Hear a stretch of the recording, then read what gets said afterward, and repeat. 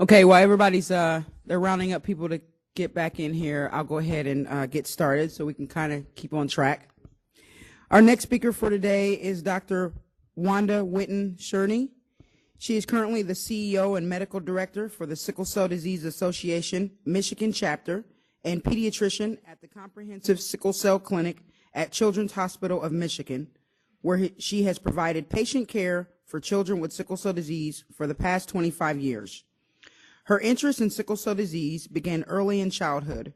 Her father, Dr. Charles Whitten, was a pioneer in the sickle cell movement, a pediatric hematologist and co-founder of the Sickle Cell Disease Association of America.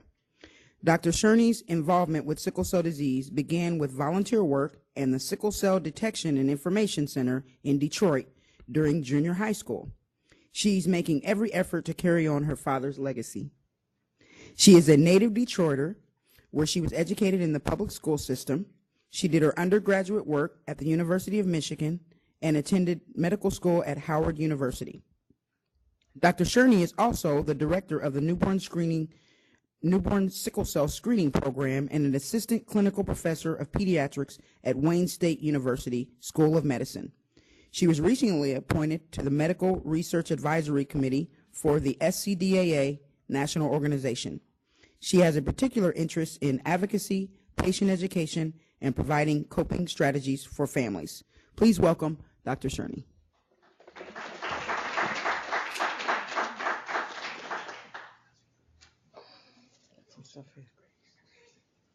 Is this a point or two? Yeah, that should be. Is it working? All right, I just advance right here. Okay. Good morning.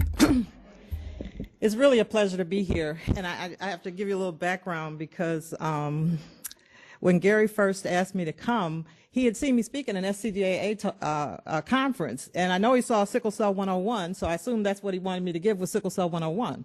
Then I opened up the program, and I see that there's someone else doing community. Sickle Cell 101 is basically a lay talk. You know, I see someone else is doing the lay talk, and I'm here talking to the doctors, and nurses, and you know, and so my first thought was, okay, I'm going to do a whole different PowerPoint presentation, and I'm going to make new slides and so forth. And I called Gary, and he said, no, don't do that. I want you to give Sickle Cell 101. I want the doctors to hear Sickle Cell 101. Okay, so then I said, okay, I'll make it Sickle Cell 102, and I'll kick it up a notch.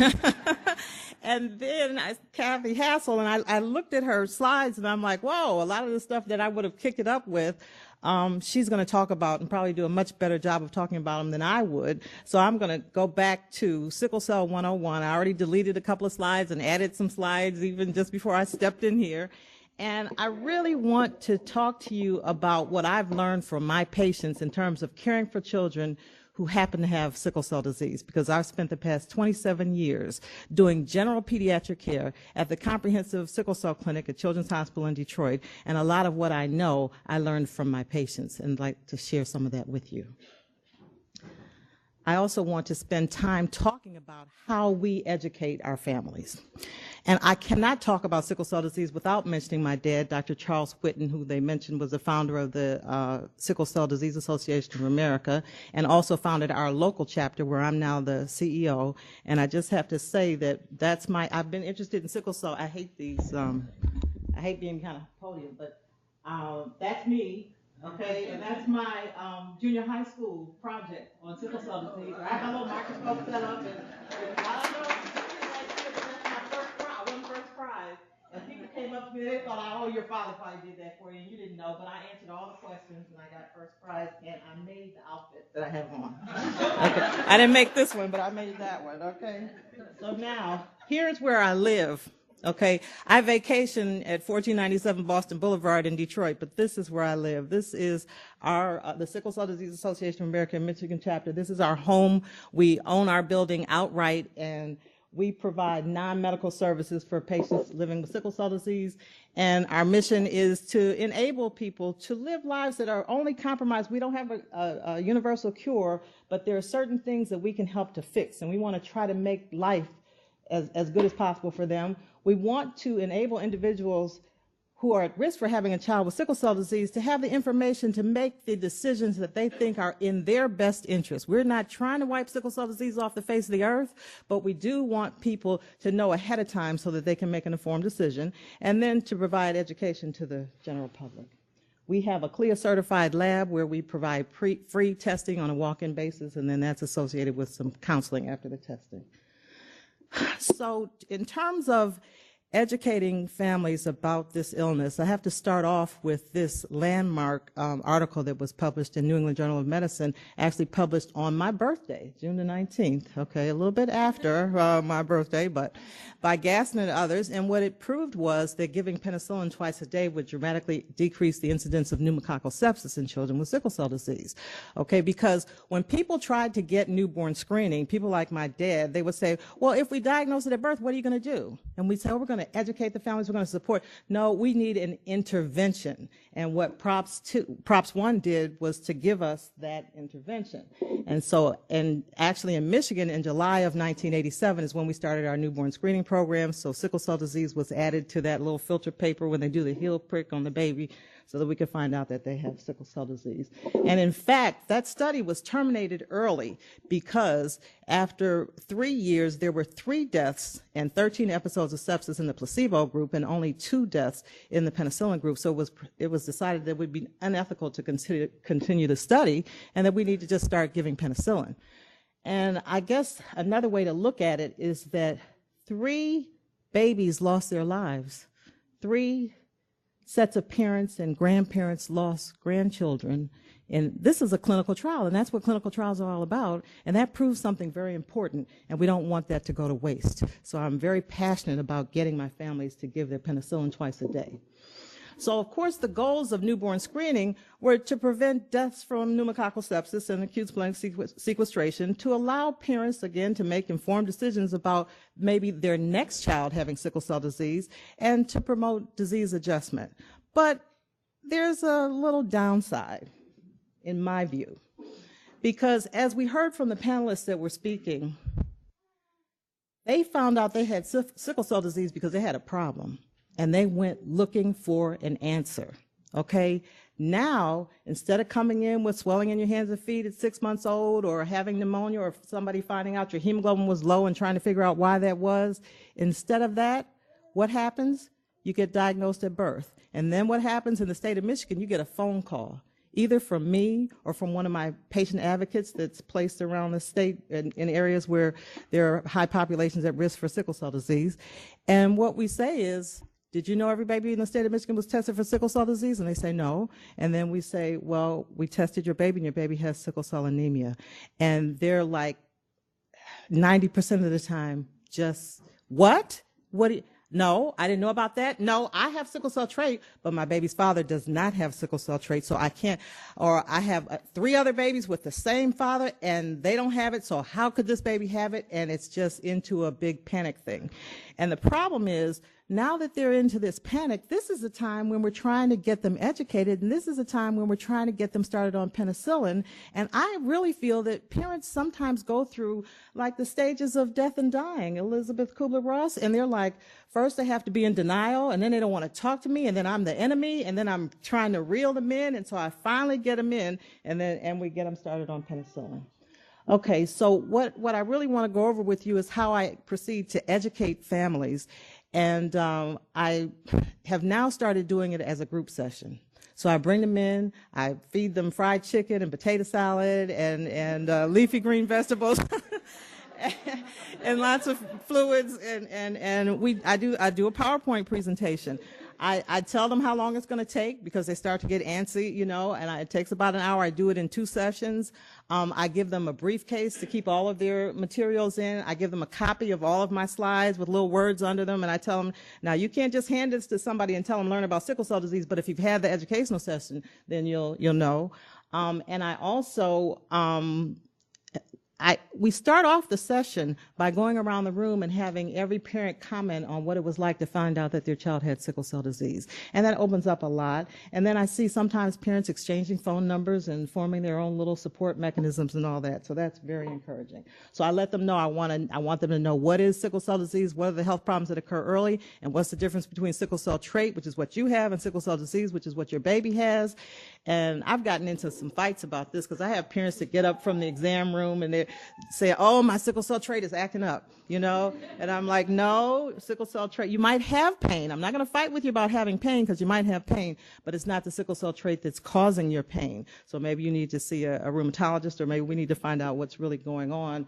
And also in the second session, how did they actually get it? What are the different types? Because I find that the first question that the doctor asks you, even in the emergency room, what type of sickle cell disease do you have? And you might know everything else about sickle cell disease. If you don't know what type you have, then the doctor's first impression of you is that here's someone who's uninformed. So we give them an ID card that says, this is the type of sickle cell disease that I have.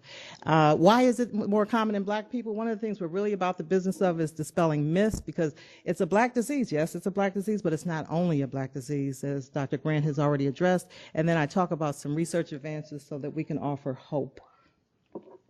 So I get down to the basics and I talk about the bone marrow and all the different cells. You have your red blood cells, your white blood cells, and your platelets, and they all come from your bone marrow. And the major job of your red blood cells is to deliver oxygen to all the different parts of the body.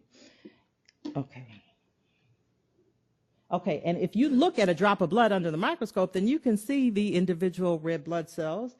And this is the one slide that I have maintained. When my father did his educational materials, they were from the 60s. And he had graphics, and they looked like they were from the 60s. So I've updated, but this is the one that I kept. Now, he called this man Mr. Hemoglobin. And I thought that that was kind of corny. So I don't call him Mr. Hemoglobin, but here's hemoglobin. And I tell parents, I'm going to share a lot of information with you.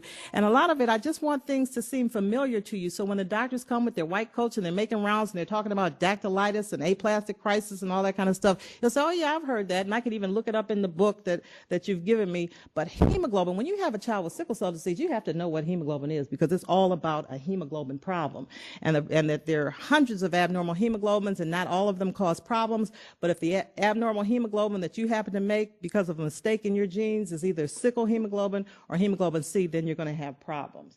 And what problems are you going to have? And I left Kathy. Can you hand me my little sickle cell in the yeah, give me the dice. All right, this is more of a workshop than a lecture, okay? So if you have all sickle or half sickle and half C hemoglobin, well, if you have all normal hemoglobin in your red blood cells, when they give off oxygen, and I pass this around the room, they stay nice and soft and round and flexible. But if you have either all sickle hemoglobin or half sickle and half C hemoglobin in your red blood cells, then when they give off oxygen, that's when they can take on this unusual shape. And I ask them, what's this? And they tell me it's a moon. And I ask them, what's that? And they tell me it's a banana. And I ask them, what's that? And they say, it's a hook. It's an ice pick. And then the grandmother in the room finally says, no, it's a sickle. And therein is the first problem with sickles. Why didn't we call it crescent cell disease? Banana cell. Sickle, a lot of people don't know what a sickle is. So you need to know what a sickle is. And what is a sickle? It's a tool used to cut weeds. Okay. So evidently when James Herrick, or actually Jeremy Irons, looked under the microscope and saw this red blood cell, he thought about a sickle. So he gave it that name. Okay. Okay, so here it is. And I tell people, you know, a picture is worth 1,000 words. And even, I don't know why these cells are orange. They should be red. But here, this cell, if I show this to a 9-year-old patient and say, which one of these cells is causing you problems? He's going to say, this looks nice. This is a pillow. I can put my head. This is causing me problems. And what problems is it causing you? Okay. The first problem is that these peculiar shaped cells, they're sticky. They stick to each other. They stick to the wall of the blood vessel. And what do? They block the flow of oxygen. And when the flow of oxygen is blocked, then you have pain. Now, another problem with having red blood cells, I explained to them, is that that are shaped like a farmer's sickle, is that people are making red blood cells in their bone marrows all the time, okay? And so they're released into circulation and eventually they wear out. The problem with sickle red blood cells is they wear out too fast, and that's why we have the anemia, okay? And the thing, when we did a lot of talk about nutrition, And leafy green vegetables really are rich in folic acid, and so they help you to make red blood cells. But what happens in our culture is that we cook them too much, and we cook all the nutrients out. So we have to talk about steaming and stir frying when we're talking about nutrition. And the other thing is that WIC in Michigan thinks that anemia means low iron. They don't know that it means low hemoglobin. So these parents all think that their kids are iron deficient. And so what do? They feed them liver, and if you're like me, liver is nasty, okay? And what happens is the kids with sickle cell, the kids that in the family don't have sickle cell disease are eating spaghetti, and the kids with are eating liver, and that's another way that they get isolated and they feel different, and the liver's not doing them any good. So we gotta, no liver in the house. That's one of the, just kidding. Okay, so, but what I tell them is that this is my Sesame Street slide, and the 2 B's are blockage and breakdown, okay? So, and if you add infection to blockage and breakdown, you can really talk about all the problems that someone living with sickle cell disease might have. And it's helpful to let them know what's behind the problem, because I think it helps them to be more adherent to their medical regimen if they actually know exactly what's going on in their body. So, and sometimes when I'm giving the talk, I'll stop in the middle and say, now what are the 2 B's? And then a couple of parents will say blockage and breakdown, and then we'll keep going, and that helps to keep them awake. I promise not to do that to you, okay? When I start talking about the clinical problems, the actual problems that children with sickle cell disease have, I always start my talk by talking about snowflakes.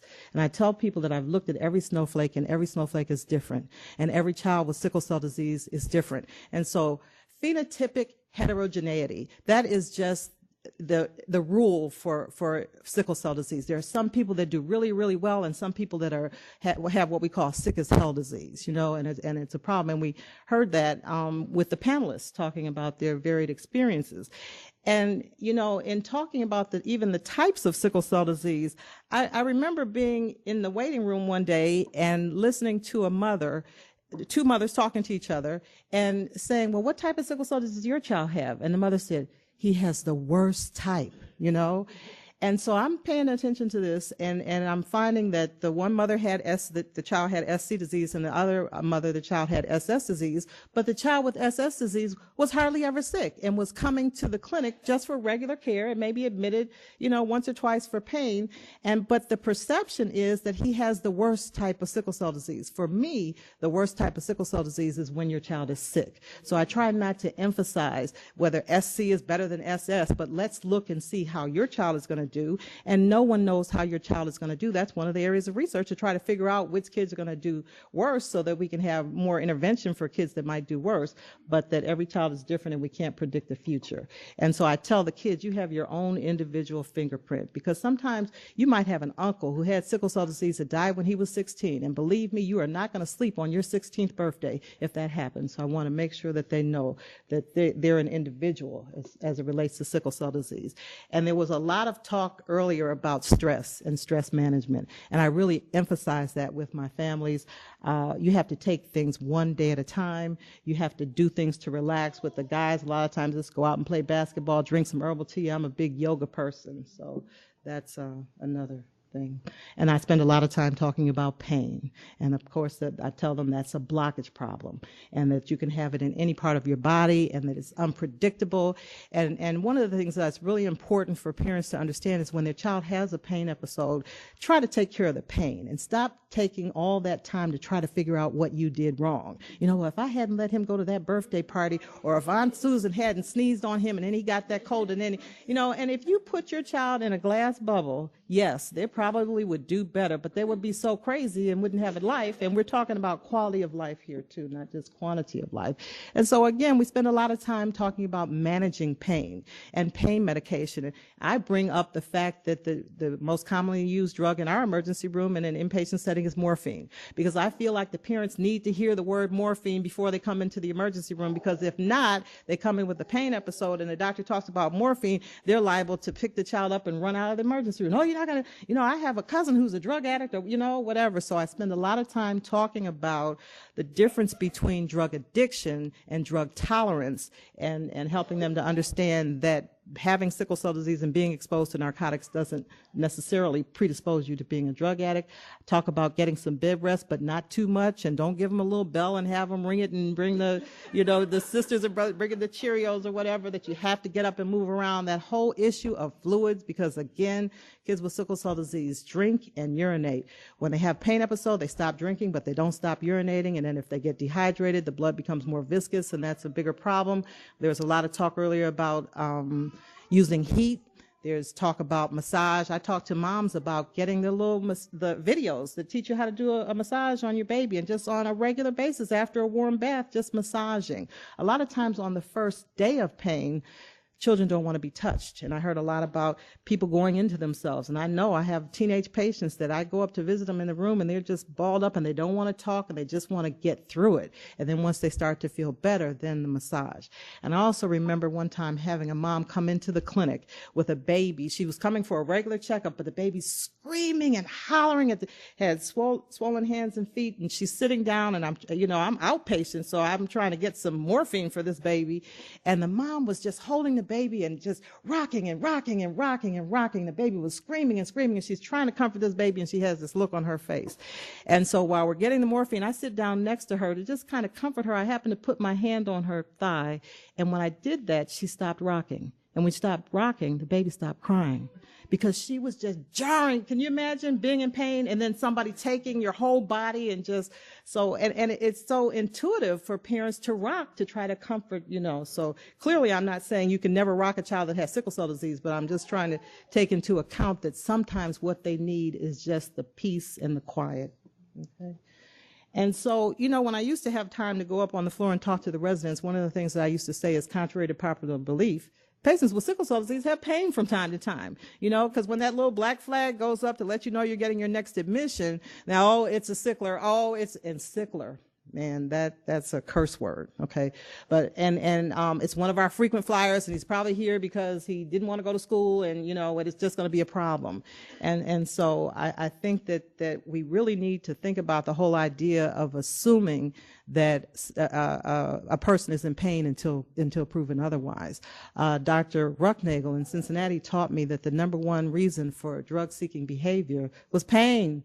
And the number two reason is fear of pain, because the minute you say that you're getting some relief, what do they want to do? Wean your pain medication. It's like, oh, no, don't do that. I'm just, now feeling comfortable. And then when they get panicked about getting the pain medications weaned, then the doctors again start thinking about malingering and drug seeking and all that kind of thing. Now, this is a picture by an artist, a Haitian artist who's an individual living with sickle cell disease, who has given me permission to share his artwork. His name is Hertz Nazaire, and it's called 10 Redefined. And we had a lot of discussion at dinner last night about these pain scores and how inadequate they are and how difficult they are. And one of the things that I find is that when I go up to the floor to visit my kids when they're inpatient, they always say they're at a 10. What's your luck? 10, and why do they do that? Because they think that the doctors aren't going to do anything unless they're at a 10, and so they might be, trying to watch a movie or read a book, or heaven forbid they talk on the phone, because then you get kicked out of the hospital because you couldn't possibly be having pain. So they have to stop what they're doing and then pretend to be in this 10 pain again.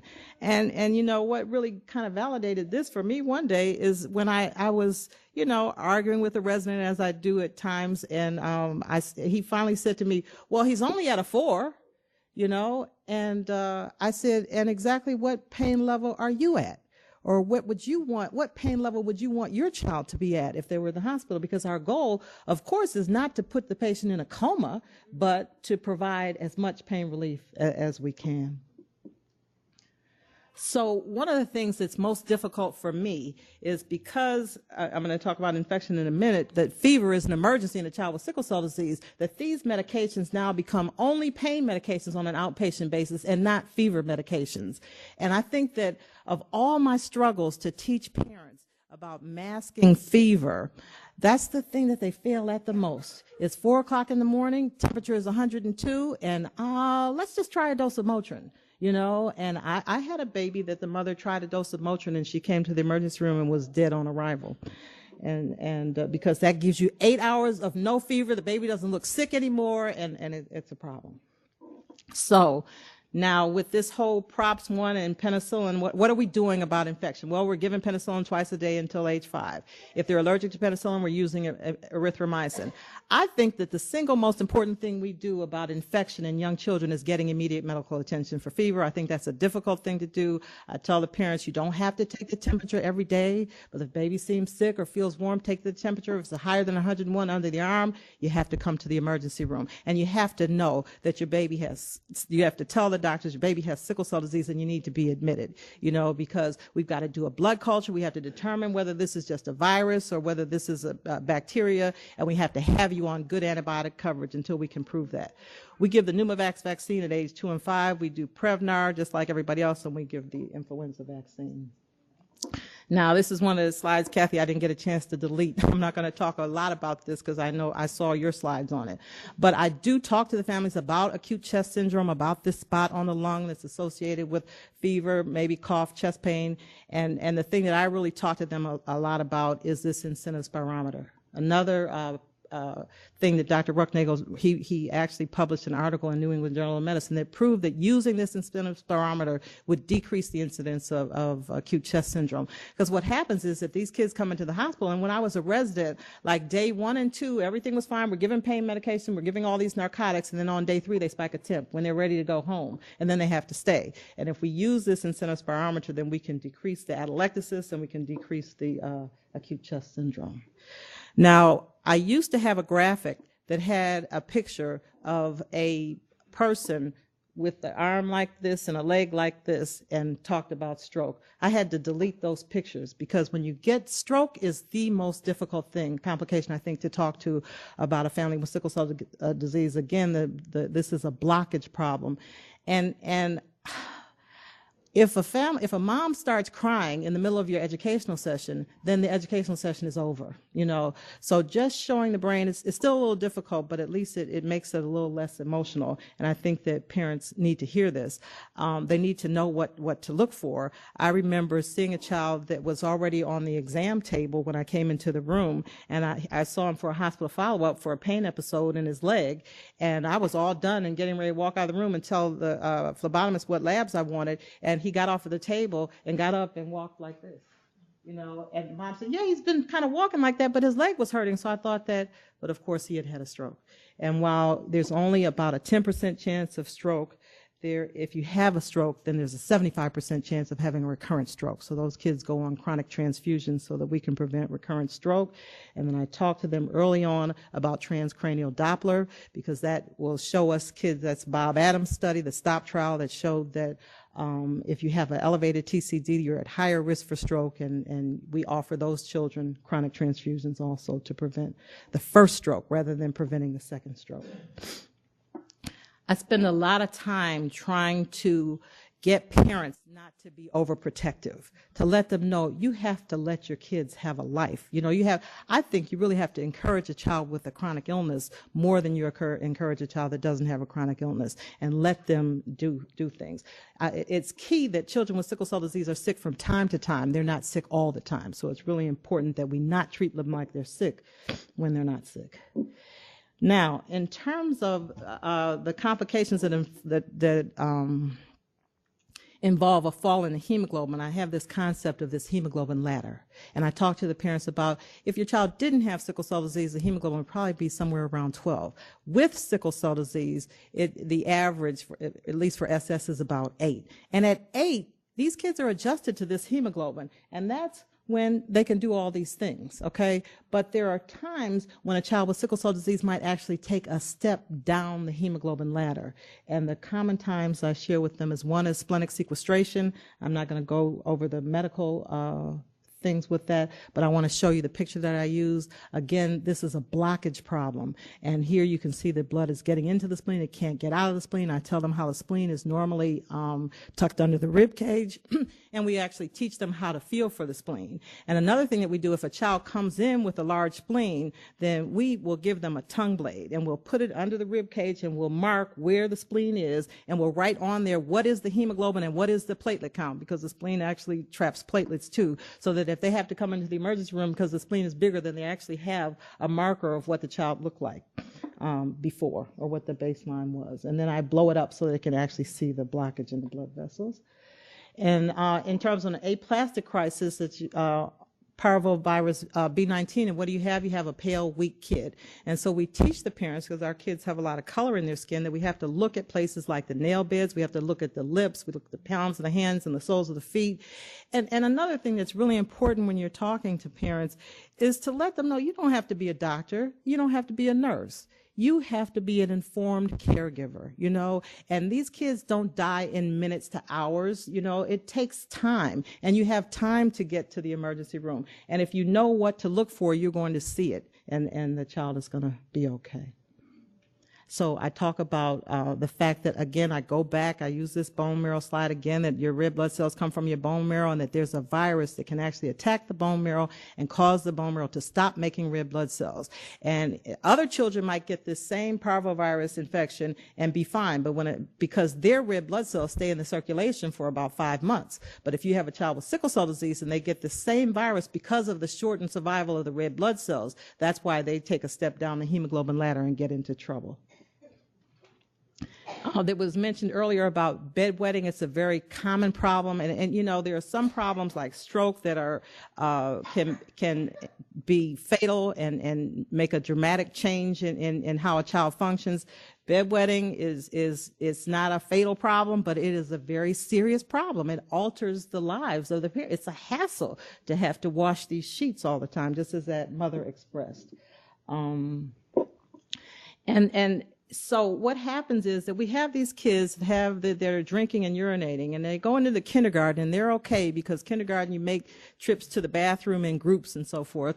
But then you get into first grade, and then you got to sit in this chair, and then everything, you got to raise your hand for everything. And what they find is that the kids with sickle cell, can I go to the bathroom? Can I get a drink of water? And the teacher's like, go ask your doctor for some Ritalin, because you must have attention deficit disorder, because you can't sit still. So I think that, so we give parents information to share with the teachers so that they know what to expect, because we don't want the teacher to find out the child has sickle cell disease when they've been in the hospital for 3 weeks and have already missed that much school. That's something that we want them to know ahead of time. And I want to talk to you about a special project that we have at the SCDAA called Project Enrich. And it addresses that issue. They're talking about the 18 days. I don't know. My kids miss a lot of days of school. And in addition to missing school, then we have these silent infarcts that are not so silent. We're finding that they're making a difference in the cognitive ability of our kids. And so we have a couple of reasons for kids to struggle in school, okay? So we developed this project called Project Enrich. What we do is we send a van to the house. They pick up the kids. They bring them to our agency. We offer them a healthy meal. We teach them healthy eating habits. We give them tutoring. And the tutoring, most of our tutors are adults living with sickle cell disease. So they serve as really nice role models. And then we teach them yoga. And then we have these folks that we call homework helpers. So when the patients are in the hospital, they actually go to the school, pick up the homework, deliver it to the hospital, and help the child with the homework, and then take it back to the school to stop the vicious cycle of getting behind in school and being frustrated and so forth. And I remember being at the agency one evening and having a mother want to see me, during Project Enrich. And a lot of times when a mother wants to see you, it's a problem. And when she got to the door, she had tears in her eyes. And I was like, oh, my goodness, what's going on? And she says to me, well, Dr. Shurni, Shalimar, he came home and he told me, he said, Mommy, do you know that all the kids that go to that program have sickle cell disease just like me? And then he said, Mommy, did you know my tutor has sickle cell disease? And he's big, And it was almost like this guy felt like, you don't get big if you have sickle cell disease, So it's just, I think, a good thing. I tell my parents, this is my X-rated slide, and it's to talk about the growth delay and the delay in puberty, that, again, every child is different, but there's some young women that don't start having their periods until they're 17 or 18 years old, young men that don't start developing those changes in puberty. Now it's not a problem for girls. They don't really want to have periods. They want to have breasts, so we get them a padded bra, But the guys, man, if you are 18 and you look like this and you're in gym and you're taking showers, it's not a good thing, and they are not happy. Okay, so once we give them testosterone shots and put them into puberty at a certain point, but first we have to let them grow, because the testosterone is going to fuse their epiphyses and they're going to, so I tell them, look, let me just get you to 5'2", 5'4", then I'll send you over for your shots. And I tell you, when you've sent a young man that looks like this to get testosterone shots and he comes back 6 months later looking like this, you have made a friend for life.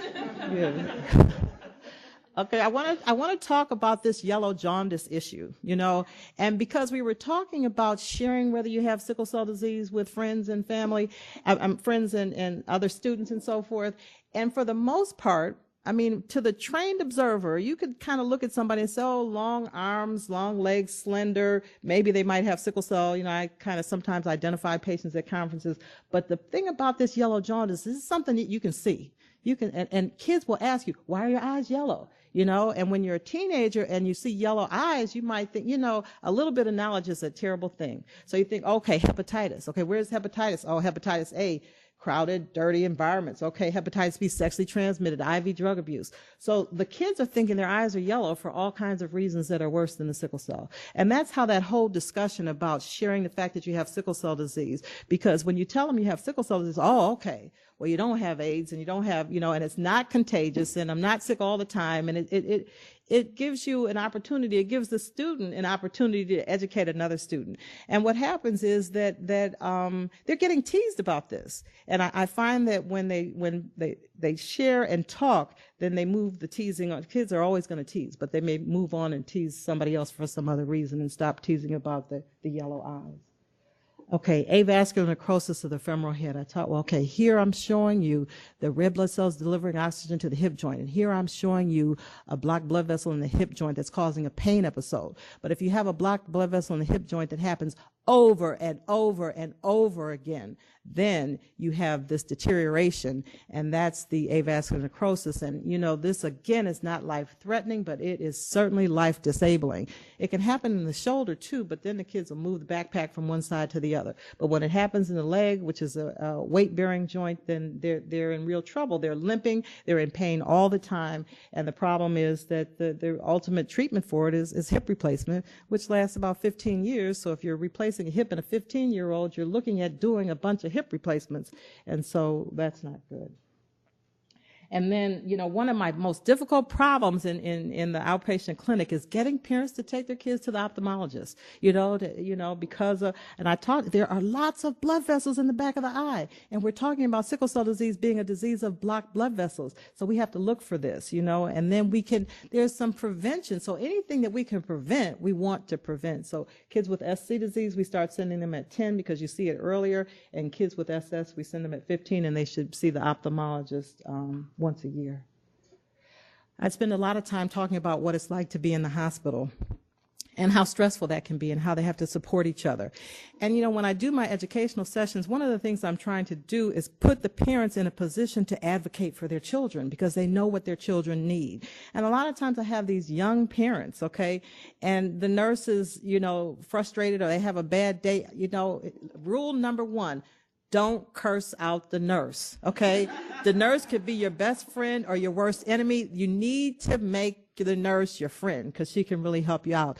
A lot of times the kids, they go to our hemonc floor and there might be a kid that's dying from, in end stages of cancer and getting all this attention, and a child with sickle cell disease that has a fever. It's probably just a virus, and the main thing that the nurse is concerned about is that IV, and that IV is a big problem because we got these little hands, and then the parents want to go in the room and you're not going to stick my child in without me watching, and then you're breathing down the neck of the poor little first year resident that's trying to get the IV started. So we try to talk about all that. And I always tell the parents, you have to talk to the doctors, and they make rounds early. So you have to be there so you can hear what's going on. And if you come to a hospital follow-up and don't know what your child's hemoglobin was, don't know what the chest x-ray, I tell them I can look it up in the medical record, but I want you to know because you've got to keep an eye on things and how things are going.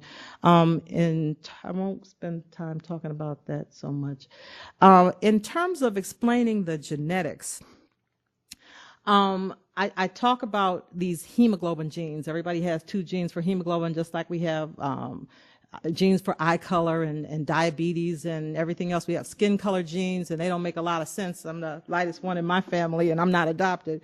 But hemoglobin genes make a lot of sense because you get one from your mother and one from your father. And I said, well, let's look at these hemoglobin genes, okay? If you are quote-unquote normal, and from a sickle cell standpoint, then if you're a man, then all of your sperm are going to carry the gene for normal hemoglobin, and if you're a woman, all your eggs are going to carry the gene for normal hemoglobin. You're going to make normal hemoglobin, and your red blood cells are going to stay nice and round and soft and flexible. On the other hand, I'm not going to go through the details for you because you know sickle cell trait and so forth. But then what I tell them, what I show them, is that the most common way to get the SS type of sickle cell disease is for both parents to have sickle cell trait. Okay, and I tell them, okay, now this is a man.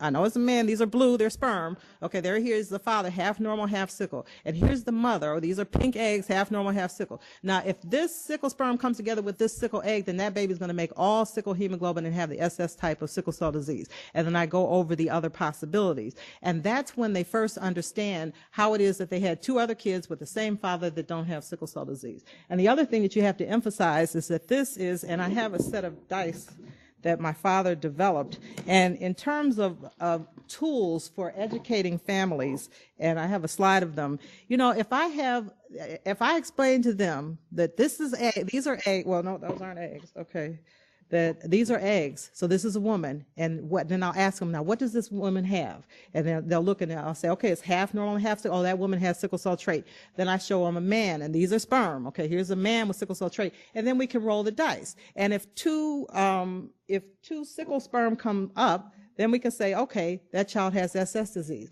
So they can understand the chance. Because some parents think, well, it's a 1 out of 4 chance. So if I have one child with sickle cell disease, I got to have 3 more before I have another child with sickle cell disease because it's 1 out of 4. So that's a way that we're able to do that. And so then, and this whole, well, what's the difference between SS and SC? You know, well, what is hemoglobin C? Well, it's another abnormal hemoglobin. And if one parent has C trait and the other parent has sickle cell trait, and then this C sperm comes together with that S egg, then the baby has SC. So the difference is in the genes. That's what the parents have to understand. The difference is in the genes. Okay. And then I think the biggest problem is this whole idea of thalassemia trait. You know, well, what is that? And what is sickle thalassemia? And you know, I was at a breakfast at an SCGAA meeting, and I know that the way that a lot of young black men find out they have sickle cell trait is when they have a baby with sickle cell disease. And believe me, that is not the best way to find out. And I remember a woman who had a child with sickle beta thalassemia 0 telling the story of the fact that she had sickle cell trait. They had this baby with sickle cell disease that for all the world looked like he had SS disease, because if you do the hemoglobin electrophoresis, all you see is sickle hemoglobin and sickle beta thal 0. And they tested him for sickle cell trait, and he didn't have it. Well, I won't repeat the names that he called his wife. It ended up in divorce. He then found out that he had beta thal trait, and the baby had sickle beta thal. They never got back together, and so it's just a really important thing. Okay, so here we are, and I tell them, okay, you see that? I made this red blood cell really big. See all those normal hemoglobins I put in there? Okay, here's somebody with thalassemia trait. Half their sperm are carry the gene for normal, and then half of them are thalassemia. I say, well, okay, now what is thalassemia? Well, I've been talking about the fact that sickle hemoglobin and C hemoglobin are screwed up hemoglobins, okay? Now, in thalassemia, the hemoglobin that you make is normal. You just don't do a good job of making hemoglobin. And then it's like, oh, is that, okay, now I understand. And so I make the red blood cell smaller. I make it more pale. I tell them if I look at your blood under the microscope, I can see that the red blood cells are smaller and that this is a lot less common. And that's why sickle beta thal patients are less common. And the other thing is that if you have a mutation where you're making a small amount of normal hemoglobin, you get a sickle gene from one parent and a thalassemic gene that's capable of making a small amount of normal hemoglobin, then you have sickle beta thalassemia plus. But if you get a gene from one parent that's not capable of making any hemoglobin, then you're going to use the sickle hemoglobin gene to make all of your hemoglobin, and you're going to look like you have SS disease. So here's a picture of the dice. And I brought a set to leave at the Martin Center if they don't have dice.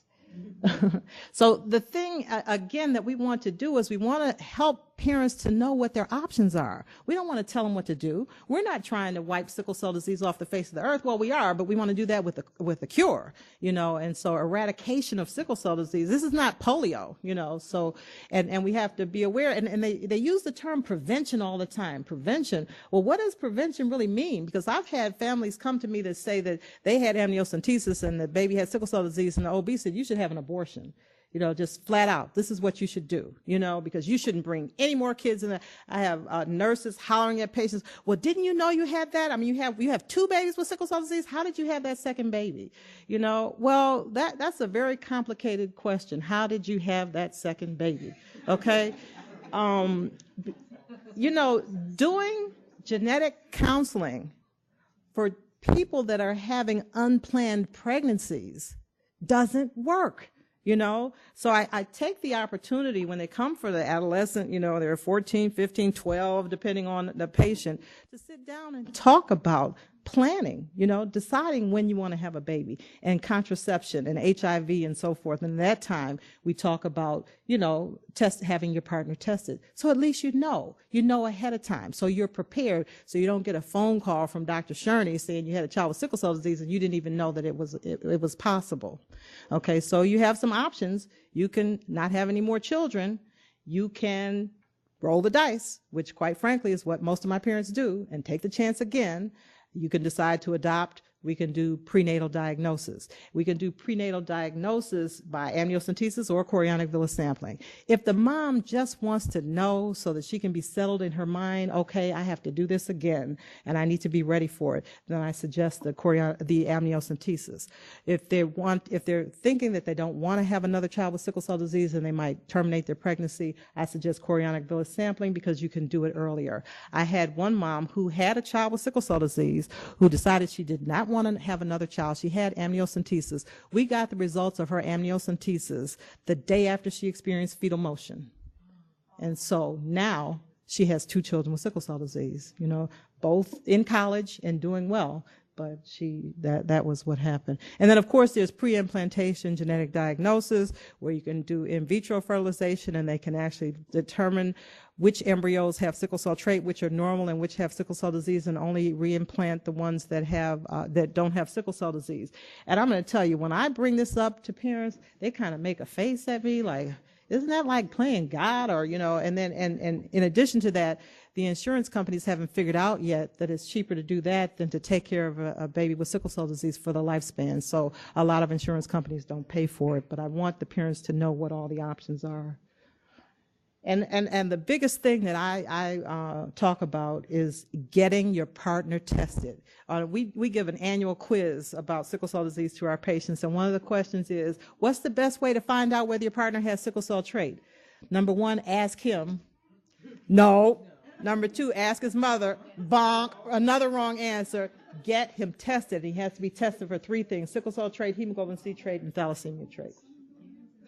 Okay. Now, in terms of hydroxyurea, here's the thing. Here's my story about hydroxyurea. I have a mom who I took care of who has sickle cell disease. Her brother had sickle cell disease. And this mom had a baby with a man who had SS, sickle cell disease. And so when I called her, after I had taken care of her for years, to tell her that her baby had sickle cell disease, and she was surprised, I said, oh my God, I have really failed. Let me get the dice out again or something. I don't know. But so I then took care of her daughter, who's now 18. And she came into clinic when Janae was like, 7 or 8 years old. She brought her in and she just looked really, really bad, just beat down. And I said, have you thought about being on hydroxyurea? And she looked at me and she said, Dr. Shurni, I'm so tired of being a guinea pig. So a lot of our parents still feel, when we talk about clinical trials, I don't know how many of them know about the Tuskegee, trials, but they're still very nervous about trying experimental things and very afraid. They want a cure, but they're very concerned. So when I talk to them about hydroxyurea, I talk to them about, and when I make that initial phone call to the parents, I actually talked to the mom about fetal hemoglobin, because you're actually born with a cure for sickle cell disease, fetal hemoglobin, but then it goes away. And so then if we can find a medication like hydroxyurea that brings the fetal hemoglobin back, then patients tend to do better. And I show them how it puts this fetal hemoglobin inside every cell, and that stops the cells from sickling as much. But in this whole, I think I'm going to forward a little bit to this. You know, when I'm talking about hydroxyurea, and when I try to help parents to advocate for their children, you know, we always have to look at this whole idea of weighing the risks against the benefits. And I think that the more we learn about hydroxyurea, the better it seems, and that we're using it for more and more patients, but we don't put every patient, it's not yet the standard of care to put every child on hydroxyurea. So when it's offered, I think that the parents, a real key question that parents can ask physicians when they're talking about hydroxyurea is, what are the risks and what are the benefits, and how in your mind do you see that the risks outweigh the benefits outweigh the risks.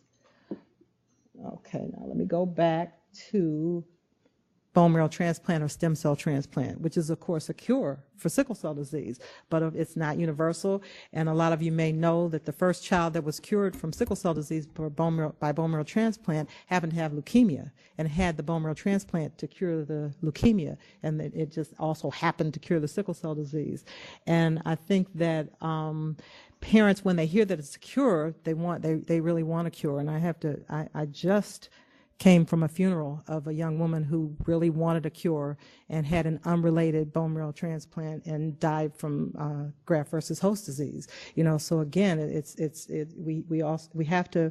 It's very difficult to sit down and talk to a family about that. You know, about whether you should do it or not.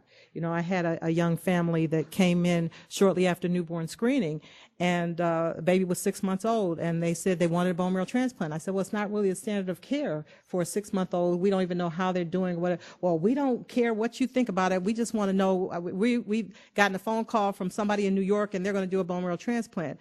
And so we want to know, can he fly? Well, yeah, he can fly. So they flew to New York and got a bone marrow transplant, and he died from complications of the bone marrow transplant. Now, I'm sure if that baby had been cured, they would have brought him back to me and said, oh, look, you didn't want us to do this. And I would have said, you know, right. And I still would have counseled the next family exactly the same way. But because the child died, I didn't hear any more from that family. And because of bone marrow transplant, that's why the first slide that I use is about the bone marrow, so that they can understand when we get to the end why it is, if we can get rid of your bone marrow, that's key. We got to get rid of your bone marrow first and give you someone else's bone marrow, then we can cure your sickle cell disease. So at the end of my educational session, what I do is I think that parents need to know everything, you know, and because with the complications in sickle cell disease, if you know about them early and you recognize them and you get treatment, then things can go better. And I think the biggest criticism that I get about my educational materials is, oh, Dr. Shurni, it's too much. You can't put all that on the families, you know, and so many people have said that to me, you know, and I had one physician tell me, well, in the first year, all we talk about is fever, you know, and then I'm like, well, what if a kid comes in that's obviously had a stroke in the waiting room, and all they know about is fever, and like, oh, what, this can happen too? You know, so I think that families need to know. But at the end of the educational session, I present them with this, which here's the snowflake, okay? And they're supposed to take this and put it on their dresser. And they're supposed to think that every child with sickle cell disease is different, and different people have different problems, and no one child is going to have all the problems. And then when a problem arises, they're supposed to open it up and get the herbal tea out. And their partner are supposed to sit down, and they're going to what do we have to do? Pull out the book, see what's the step, go to the emergency room, whatever, and take care of the problem. Then they're supposed to put in 2 new tea bags and close it back up. And then they're supposed to go on. So I know it's kind of far reaching, but it's just kind of a sense of a way to handle the stress. And this is, again, the picture of Hertz Nazir. He was in the emergency room. He gave a talk at the SCDAA, and there was not a dry eye in the room. And he talked about, you know, being assumed to be drug seeking and having such difficulty getting care and getting his pain medications and getting the level of pain medication that he needed, that he finally just went home and he did this picture, and that was healing for him. And then when he was feeling better, he did the picture of hope, reaching for the normal cell. And, you know, Althea already mentioned, you know, Herrick, and actually it was Ernest Irons was the resident and the first patient described to have sickle cell disease in the United States, who actually was a dental student and went back to Grenada to practice dentistry. And actually, you know, one place it says that he lived to 32. This, it says 27. I would imagine they got the right number on his gravestone. But James Herrick described these peculiar elongated and sickle-shaped red blood cells in an intelligent Negro of 20, which I guess that means that it was, you know, notable that he was Negro and intelligent at the same time. But I don't know. So, and then, of course, we got Linus Pauling, who let us know that it was hemoglobin that was a problem, and Vernon Ingram that let us know that it was that single amino acid, glutamic acid to valine, that caused the problem. But while all these people did all these things that long ago, even longer ago, we knew about sickle cell disease, and there are descriptions and names of, like, one of these is supposed to mean bone chewing, and the other thing is that a lot of the names have repetitive syllables, which kind of is reminiscent of the fact that people with sickle cell disease have these repetitive episodes of pain. And I think that, you know, one of the slides I haven't been able to get my hands on is one where there's a description of a young man coming into the emergency room with pain and getting pain medication and IV fluids and then being discharged, and then 30 years later, another patient comes in and they get pain and whatever, and it turns out that it's a father-son team. They both have, and it's pointing out how much hasn't changed about the way we manage sickle cell disease. And because of the difficulties with getting people to be on hydroxyurea, and because bone marrow transplant is not a universal cure, and because people are living longer and longer, and we're getting the wear and tear on the organs, and people are having such difficult problems, I think it's really important that we have to address the quality of life that our patients have while they are with us. And I think that there's a lot of work that needs to be done in that regard. And I think that there's just a lot of work that has to be done as it relates to sickle cell, because it's been here for a long time. And as Gary Gibson wrote in his other white paper that he didn't mention, is that sickle cell disease is still here and still causing pain, and we need to pay a lot of attention to it. Thank you.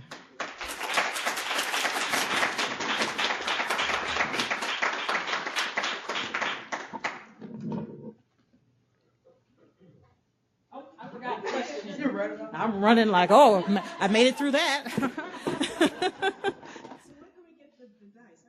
Oh, I have 3 sets, and you can have them at my cost, which is $20. So I will give you a set if anybody else wants a set. Okay, and you can, I'll give you my card if I only brought 3 sets. So, yeah, I'd be happy to share the dice. First of all, I'd like to compliment you on the excellent talk. Thank you. I just wonder, has it been studied how sickle cell is treated in other places? Because I heard in Africa, sometimes they have less problems because of the diet. And I think there's a lot cassava. There's a lot of conversation about diet. You know, there are a few things that are documented, like folic acid. Okay, and as Ife said, that it's really important for everybody to eat a healthy diet, you know. But when they looked at the different phenotypes in different countries where people were doing better, it didn't have to do with the diet. It had to do with the haplotype of the sickle cell disease, and some of them keep more fetal hemoglobin. So I'm sure that diet makes a difference, and I think it's really important to eat a healthy diet for everybody, but especially for the child who has sickle cell disease. But diet doesn't play. There's not a magic plant, you know, that's a cure for sickle cell disease. The other thing is that people think that Africans don't get pain, okay, and that's far from the truth. So what happens in West Africa, where you have the highest amount of sickle cell disease, is that they die before their 5th birthday. So you never see them get old enough to express the kind of pain that you see here in America. Second of all, they don't have the universal emergency room network, or where do you go for pain? It's all variable. If you have money, you go to a private hospital. If you have money, you have to stay and deal with it at home. And the research hasn't been done to show what the numbers are. So what you see when people who come out and live in America who are African give you a very skewed perspective of what reality is like over there. Many of my patients don't come to the emergency room because that's their cultural bent. They will do everything but show up in the ER when they have pain. Okay. That doesn't mean they have less pain than everybody else. It's just how they handle it a little bit differently. And then there's a stigma I've learned attached with having sickle cell disease. And I've had some families, some African families come to my clinic where they really just, it was I don't want anybody to know that it brings shame on the whole family that we have this child with sickle cell disease. Any other questions? Yes.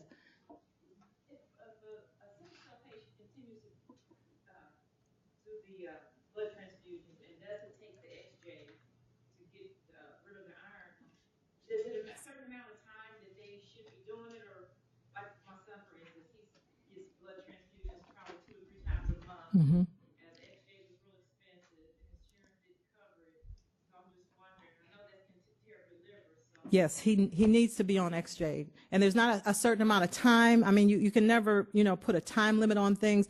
It's after about 10 transfusions that we think we need to really start looking at iron. And then usually it's in our clinic about 1.5 years after transfusions, then we start them. We used to be Desferal, which you give under the skin, and now XJ. But it's really absolutely critical that he take the XJ, because eventually it's going to cause his liver to fail. He can have problems with his pancreas. I mean, just every organ of the body can be a problem. With iron overload, it's a significant problem. It's not up to the doctor. That's not his problem, right? So he's going to keep giving you the blood transfusion even if he sees that your scores are off the scale, way up there. Well, the problem is that you're kind of between a rock and a hard place, because if he's on transfusions for stroke and we take him off transfusions, then he's going to have another stroke. There's a 75% chance, or maybe later on 50% chance he's going to have another stroke. And stroke after stroke after stroke, there's your quality of life, So we've got to figure out a way to get that XJ for you. Anybody else? Okay. In terms of infertility, I was just interested to know about where patients, those that are interested in wanting to go through the planning for pregnancy, when you have a mate that has sickle cell disease, is there any implications of less infertility? No, that has not been an issue. There's an issue with people going through bone marrow transplant, whether that would make them infertile. I have a patient that had a bone marrow transplant and then had a baby after she went to college, and got married, which was really, really good. And then, but in terms of being fertile, there's not a problem with fertility. The last question I had was about ports. Right. When you get the ports, there's been one young man that I know, and he's had about 4 of them because they get infected. They're a problem. It's always a problem. Besides the infection, I mean, are there other leading causes that can cause complications to other things when the ports get damaged? Okay, well, I hope I'm understanding your question. I'll give you an answer, and if that's not addressing it, you tell me. But whenever you have something foreign in your body, that's always a place where you can have a problem with infection. And then a lot of times the ports get blocked, and then we have to inject, anticoagulant kind of things in to kind of open them back up. And I have a lot of parents that say, well, the pokes are such a problem. We want a port, but we always tell them, that's our last measure, is to put that port in, because there are other complications that can come along with that port. Does that answer your question? Okay. Yes. Hi, Althea. I was struck by that story of the couple who got divorced because the father did not understand, that he was contributing to beta thalassemia. Are there, educational programs preconceptually and prenatally available? Because I feel like if there was preconceptual or prenatal, when the mom with trait showed up, right, if she went to an information session before she had the baby, and could have communicated, honey, guess what? If you have this, or this, right, that could have avoided some of Althea, that. let me just tell you. I had just a week ago a young man walk into the SCDAA, and I was just passing by because he would have, through the front door, and he would have just gotten ushered back and got tested. And I just went out and I said, "Hi, are you being taken care of?" And he said, "Yes, my girlfriend has sickle cell trait, okay, and we're thinking about having a baby, so I want to be tested, And I'm like, whoa, this is like my dream, but it stands out in my mind so much because that's not That it is so uncommon. Okay, so then he gets tested, and we do an electrophoresis. So I tell him, you don't have sickle cell trait, you don't have C trait, but go get somebody to do a CBC and see if your red blood cells are small, because you might have thalassemia trait. Okay, now the way I see it happening is that the mom, and I ask every parent that I call, did you know you had sickle cell trait? Usually the mother says yes. And I say, how did you find out? And she says, my mother told me long time ago, okay, but and then the other common thing that she tells me is that my OB tested me when she was already pregnant and already 4 months pregnant. So even if they did, and then maybe sometimes, okay, let's get the father tested, but it's too late. Okay. And then the other problem is now when we're doing the newborn screening for sickle cell disease, of course we find sickle cell trait.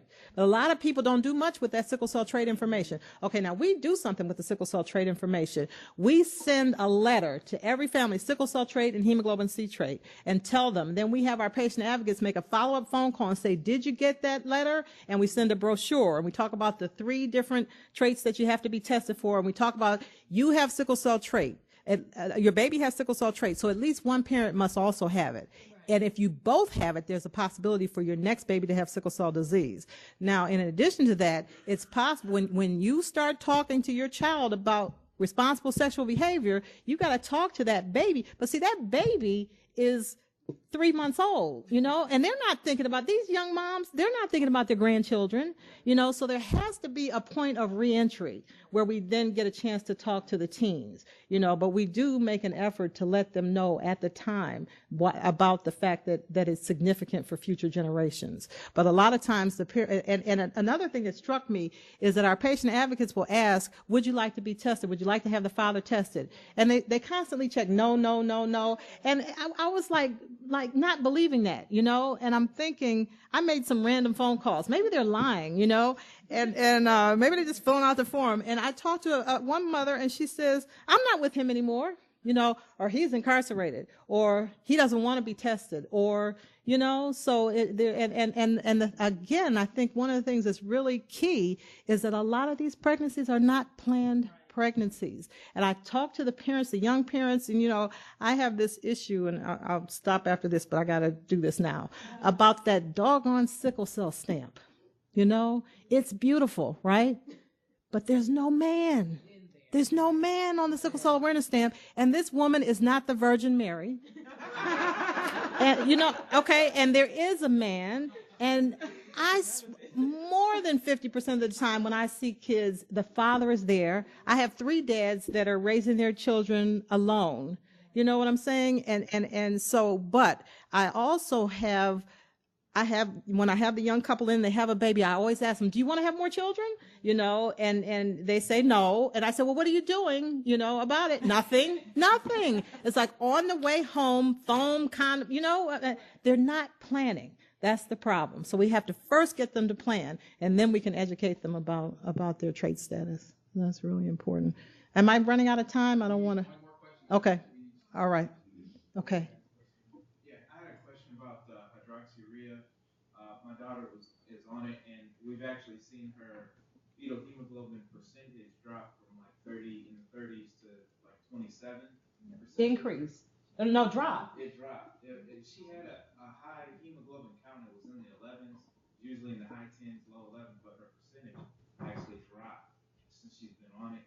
I just want to know if you've seen that in hydroxyurea, and do you believe that there's any other benefit from hydroxyurea other than the hemoglobin count or fetal hemoglobin count?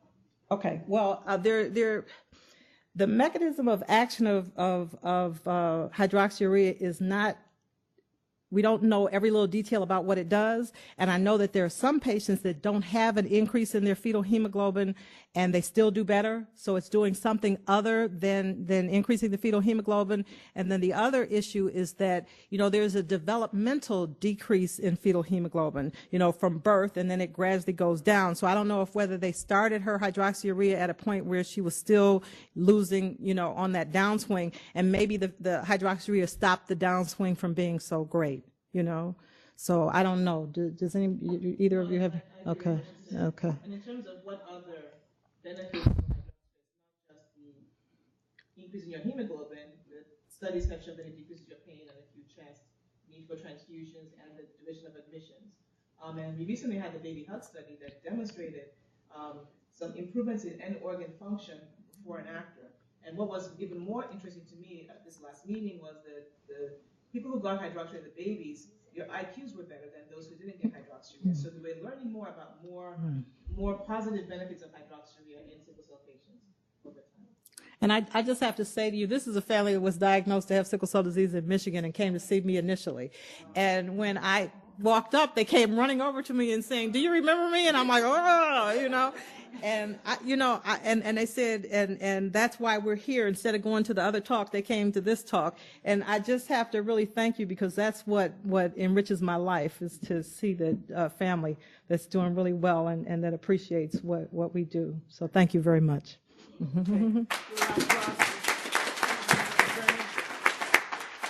Okay, we'll go ahead and break for lunch, and it's liver.